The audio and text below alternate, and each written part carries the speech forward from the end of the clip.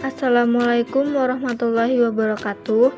Kami dari kelompok 5 kelas 12 AKL 2 akan menjelaskan materi tentang penyusutan aset tetap. Untuk nama anggota kelompoknya ada Sakita Dwi Putri, Siva Nopianti, Hilda Oktaviani, Intan Yuni Astuti, Angelina Ayunda. A. Pengertian penyusutan. Aset tetap dibeli untuk dipakai dalam operasional perusahaan dalam jangka waktu yang relatif lama, lebih dari 1 tahun. Aset tetap memberikan jasa selama masa atau umur pemakaian tidak terbatas pada tahun pembelian saja, tetapi juga pada tahun-tahun berikutnya. Sehingga harga perolehan aset tetap juga harus dibebankan sebagai biaya atau beban selama masa penggunaannya. Pembebanan atau alokasi harga perolehan aset tetap selama masa penggunaannya disebut dengan penyusutan atau sering disebut depresiasi. Istilah depresiasi untuk menunjukkan alokasi harga perolehan aset tetap yang bisa diganti ketika masa pemanfaatnya sudah habis, seperti gedung, mesin-mesin, kendaraan, peralatan, dan lain-lainnya. Alokasi harga perolehan aset tetap yang tidak dapat diganti seperti sumber-sumber alam disebut depresi. Pencatatan penyusutan aset tetap biasanya dilakukan pada akhir periode melalui jurnal penyesuaian. Aset tetap yang dapat disusutkan adalah aset tetap yang memenuhi kriteria berikut. 1. Digunakan selama lebih dari 1 periode akuntansi. 2. Memiliki masa manfaat yang terbatas. 3. Dimiliki untuk digunakan dalam operasional perusahaan dalam memproduksi barang dan jasa, untuk disewakan atau untuk tujuan administrasi. B. Alasan aset tetap perlu disusut. Aset tetap yang dimiliki oleh suatu perusahaan akan berkurang nilai ekonomisnya karena dipakai. Faktor-faktor yang menyebabkan mengapa aset tetap perlu disusut dikelompokkan menjadi 1. Faktor fisik. Faktor-faktor fisik yang menyebabkan fungsi aset tetap berkurang adalah aus karena dipakai, aus karena umur yang semakin tua, dan kerusakan-kerusakan. 2. Faktor fungsional. Kemampuan aset tetap dalam memenuhi kebutuhan produksi semakin lama akan semakin menurun sehingga perlu diganti. C. Faktor-faktor dalam menentukan beban penyusutan atau depresiasi. 1. Harga perolehan, yaitu jumlah kas atau setara kas atau uang yang timbul dan beban-beban lain yang dikeluarkan sejak pembelian sampai aset siap digunakan.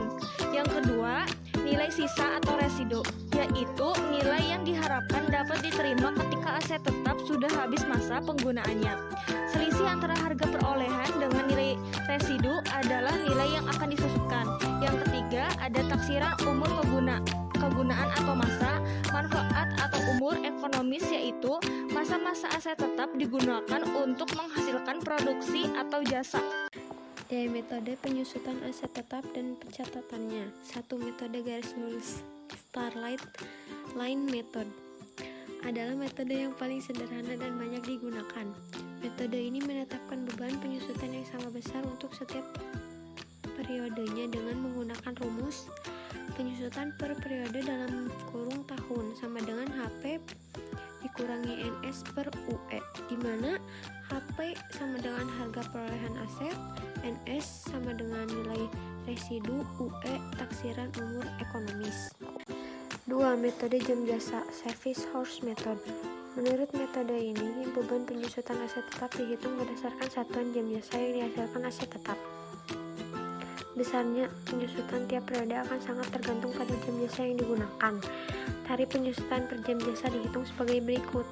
Penyusutan per jam jasa adalah HP dikurangi NS per N, di mana HP sama dengan harga perolehan aset, NS sama dengan nilai residu, N sama dengan taksiran jam jasa. 3. Metode hasil produksi atau Productive Output Method. Dalam metode hasil produksi ini, anggapan yang dipakai adalah bahwa aset tetap dimiliki untuk menghasilkan produk, sehingga penyusutannya juga berdasarkan pada jumlah produk yang dihasilkan.